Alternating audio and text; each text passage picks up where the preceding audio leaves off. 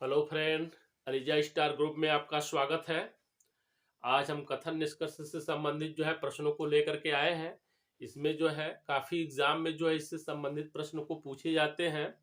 इसमें दो वकील होते हैं और आप जज होते हैं। जिस जिस प्रकार से जज के लिए कानून होता है उसी तरह से आपके लिए ये कथन होते हैं। और निष्कर्ष दोनों अपने वकील अपना अपना पक्ष रख करके रखते हैं और उसके आधार पर आपको निर्णय लेना पड़ता है कि कौन सा वकील सही कह रहा है, किसको हमको डिग्री देना है।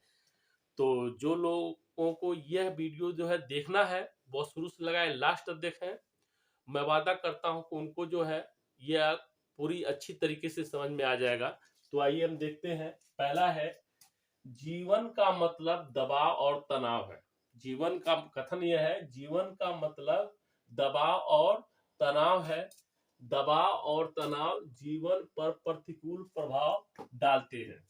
यानी पहला ही वो अपना कथन दे दिए हैं कि जीवन का मतलब दबाव और तनाव है। ठीक, दबाव और तनाव जीवन पर प्रतिकूल प्रभाव डालते हैं। पहला वकील कहता है जीवन जीने योग्य नहीं है। यानी वह कह रहा है कि जीवन जीने योग्य नहीं है, क्योंकि आप जिएंगे तो आपके ऊपर मानसिक तनाव पड़ेगा। ठीक, तो दूसरा का वकील क्या कह रहा है, जीवन में तनाव और दबाव से बचना चाहिए। तो आपको निर्णय लेना चाहिए। देखिए, पहला वकील यह कह रहा है कि जीवन जीने योग्य नहीं है, यानी मर जाइए, जीने योग्य नहीं है। दूसरा का वही कह रहा है जीवन जिए, लेकिन मानसिक रूप से तनाव और दबाव से बचना चाहिए, यानी कम से कम दबाव और तनाव लेना चाहिए। ठीक, इसके हिसाब से लग रहा है कि ये दूसरा वाला इसके हिसाब से सही है, क्योंकि देखिए जीवन का मतलब दबाव और तनाव है। दबाव और तनाव जीवन पर प्रतिकूल प्रभाव पड़ता है। ठीक, अगर दबाव और तनाव दोनों रहेगा, दोनों लेकर के साथ में चलेंगे तो शरीर पर यानी जो स्वास्थ्य है उस पर प्रतिकूल प्रभाव पड़ेगा। इसका मतलब यह है कि आप बीमार पड़ जाएंगे, बीमार पड़ जाने का मतलब आप मर जाएंगे। ठीक, तो उसको कम से कम, तो दूसरे का वकील वही कह रहा है जीवन में तनाव और दबाव से बचना चाहिए, यानी कम से कम रहना चाहिए। कम से कम रहेगा तो आप बहुत आराम से जाएंगे।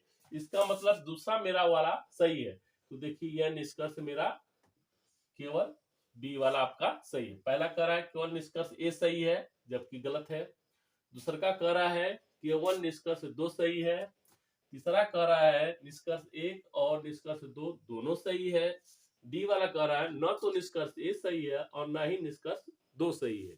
जबकि इस स्टेटमेंट के हिसाब से यह लग रहा है कि लग नहीं रहा, यह है जीवन में तनाव और दबाव से बचना चाहिए। ठीक, दूसरा है ईमानदारी सबसे अच्छी नीति है। कथन में दे दिया है ईमानदारी सबसे अच्छी नीति है। अब देखिए वकील लोग क्या कर रहे हैं, सबको ईमानदार होना चाहिए। ईमानदार रहेंगे तो बहुत अच्छी बात। ठीक, दूसरी की बात वो कह रहा है, दूसरा वकील कह रहा है केवल कुछ लोगों को ईमानदार होना चाहिए। अब देखिए जो कथन हमको दिया है कि ईमानदारी सबसे अच्छी नीति है, यानी ईमानदारी से आप जिएंगे तो हर जगह आपका मान सम्मान, लोग आपके बातों पर विश्वास रखेंगे। ठीक, लेकिन अगर बेईमान अगर आप हैं तो एक बार बेईमानी कर गए, एक बार झूठ बोल गए, लोग विश्वास कर, लेकिन बार बार उस पर लोग विश्वास नहीं करेंगे। इसका मतलब यह देखिए यह जो कथन पहला है सबको ईमानदार होना चाहिए।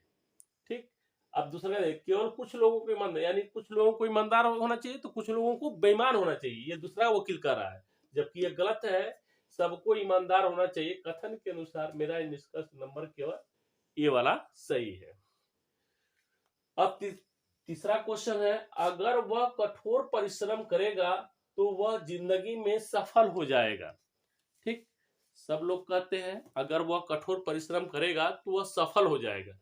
इसका मतलब क्या, अनिश्चितता का भावना है। लोग जिसके विषय में कहा जा रहा है वो लोग जानते नहीं है वो कैसा है, पढ़ने वाला है, परिश्रम करने वाला है कि नहीं करने वाला है।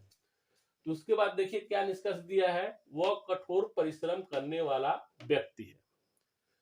तो इसके हिसाब से अगर वो कठोर परिश्रम करेगा तो वह जिंदगी में सफल हो जाएगा। तो अगर वह कठोर परिश्रम करने वाला है तो यह बात कहने की कोई जरूरत ही नहीं पड़ेगी, क्योंकि वह कठोर परिश्रम करने वाला है।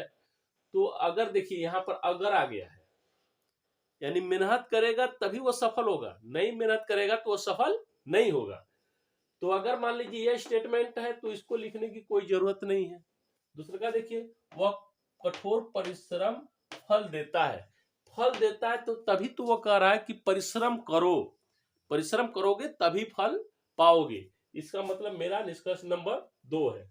ये देखिए निष्कर्ष नंबर 2, ये देखिए बी वाला मेरा सही है। उसी तरह से अगला सवाल है, अच्छी पुस्तकें महंगी होने पर भी बिक जाती हैं। यानी जो अच्छी पुस्तकें होती हैं वह महंगी हो फिर भी बिक जाती हैं। अब देखिए वकील क्या दलील दे रहे हैं, कुछ पुस्तकें अन्य की अपेक्षा अच्छी होती हैं। कुछ पुस्तकें जो है अन्य की अपेक्षा अच्छी होती है तभी तो लोग जो है उसको खरीद लेते हैं। दूसरा का क्या है, अधिकांश पुस्तकें महंगी होती हैं। अधिकांश जो पुस्तकें होती हैं महंगी होती है। देखिए जो पुस्तक है अगर एक ही कैटेगरी का है तो प्रकाशन के हिसाब से या उसके क्वालिटी के हिसाब से थोड़ा सा महंगा या सस्ता होता है। इसका मतलब जो ये दिया हुआ है तर्क, यह दोनों में जो है फिट बैठता है। तो इसमें देखिए आपका ये आपका सी हो जाएगा, 1 और 2 दोनों सही है, क्योंकि दोनों जो है उससे रिलेटिव आपके हैं। अगला देखिए क्या कहा है, चलती हुई बस से उतरना जोखिम पूर्ण होता है। यानी बस चल रही है, उसी समय आप कूद करके उतरेंगे तो निश्चित आपको चोट भी आएगा, बच भी सकते हैं, दोनों परिस्थिति हो सकती है। भाग्य है तो आप बच सकेंगे, भाग्य खराब है तो आप जो है जोखिम चोटिल हो जाएंगे। क्या कर रहा है अगला निष्कर्ष, क्या कर रहा है, जो लोग चलती हुई बस से उतरते हैं वे जख्मी होने का जोखिम उठाते हैं। जख्मी होने का जोखिम उठाते हैं, सही बात इन्होंने कहा। दूसरा कार लोग क्या कर रहे हैं, समांतर लोग जख्मी होने का जोखिम नहीं उठाना चाहते।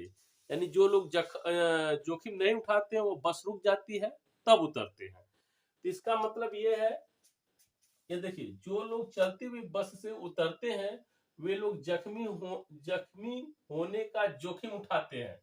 ठीक, इसका मतलब ये भी जो है इसमें जो है आपका है, देखिए समांतर लोग जख्मी होने का जोखिम नहीं उठाना चाहते हैं। ये देखिए दोनों आपका इसमें जो है निष्कर्ष आपका सही है। ठीक, अगला देखिए क्या कह रहा है, परिश्रम निर्धन का धन होता है। यानी परिश्रम जो है निर्धन का धन होता है। ठीक, परिश्रम करेंगे तो धन आएगा, नहीं परिश्रम करेंगे नहीं धन आएगा। अरे देखिए क्या दिया है निष्कर्ष में, निर्धन हमेशा परिश्रमी होता है। ये कोई जरूरी नहीं है कि निर्धन है तो परिश्रमी होगा। ठीक, इसका मतलब ये इससे मैच नहीं खा रहा है। दूसरा का देखिए, निर्धन अपने परिश्रम से धन कमाता है। ये देखिए आपका इससे जो है सीधे मैच कर रहा है। तो देखिए ऑप्शन नंबर मेरा बी हो जाएगा। तीसरा का दिया है, धनवान हमेशा परिश्रमी होता है। ये भी कोई जरूरी नहीं है।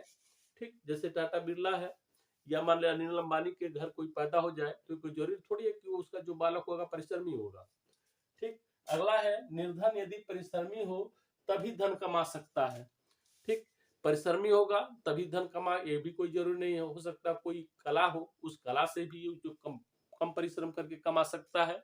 इसलिए इसमें बी वाला जो है ऑप्शन सही है।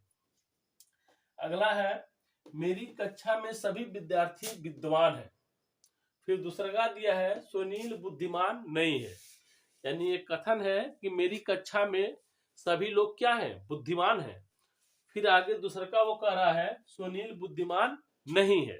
ठीक, अब देखिए तरह के क्या लोग दे रहे हैं, सुनील मेरी कक्षा का विद्यार्थी नहीं है। क्योंकि सुनील अगर विद्यार्थी होता तो वो तो नहीं कह पाते कि मेरी कक्षा के सभी लोग विद्वान हैं। ठीक, इसका मतलब सुनील जो है इस कक्षा का जो है विद्यार्थी नहीं है। ये इसका नंबर पहला हो गया मेरा सही। दूसरा का देखिए, सुनील को कठोर परिश्रम करना चाहिए। कठोर परिश्रम करना चाहिए या नहीं करना चाहिए, इसके संबंध में जो स्टेटमेंट में नहीं दिया है। ठीक, अब इसका मतलब यह केवल जो है निष्कर्ष नंबर मेरा केवल 1 सही होगा।